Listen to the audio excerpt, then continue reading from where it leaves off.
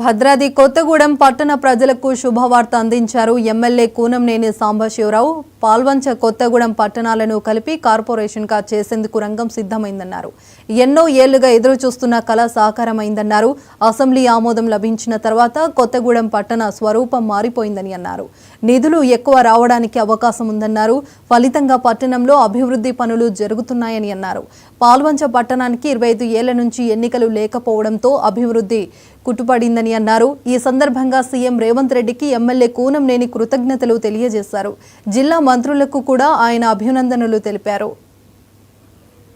కొత్తగూడెం జిల్లా కేంద్రం అయిన తర్వాత, జిల్లా ఏర్పాటు అయిన తర్వాత కొత్తగూడెం పాల్వంచలు రెండు కలిపి అటు నియోజకవర్గ హెడ్ క్వార్టర్ గానే కాకుండా జిల్లా హెడ్ క్వార్టర్ గా కూడా ఉన్నాయి.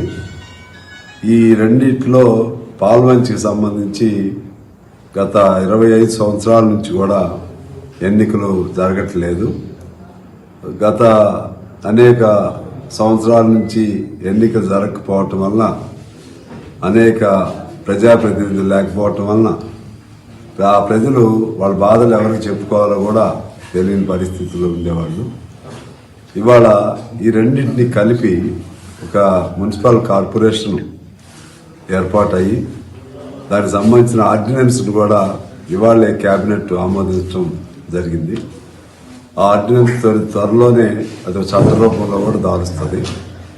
దీనిలో పాల్వంచ, కొత్తగూడెం, సుజాత నగర్ పరిసర గ్రామాలు 7 గ్రామాలు ఇవన్నీ ఉన్నాయి. ఇది చాలా మంచి వార్త, శుభవార్త మా ప్రజలందరికీ కూడా. అటు ఎన్నికలు జరుగుతుంది, ఇటు కార్పొరేషన్ అవుతుంది. కార్పొరేషన్ స్వరూపమే మారిపోతుంది. కార్పొరేషన్ రావటం వలన సిస్టమ్ మొత్తం కూడా చేంజ్ అవుతుంది. మేయర్లు వస్తారు, కార్పొరేటర్లు అవుతారు. అలాగే పోలీసు అధికారులు ఇక్కడి నుంచి ఎస్పీ బదులు సిపిలు అవుతారు, అడిషనల్ సిపిలు అవుతారు. ఆ విధంగా కొత్త వ్యవస్థ వస్తుంది, కొత్త ఎస్టాబ్లిష్మెంట్లు ఏర్పాటు అవుతాయి. కేంద్రం నుంచి కూడా చాలా ఫండ్స్ రావడానికి అవకాశం ఉంటుంది. ఈ విధమైనటువంటి మంచి వార్తని మాకు రావటం వలన మేమంతా చాలా ప్రజలందరూ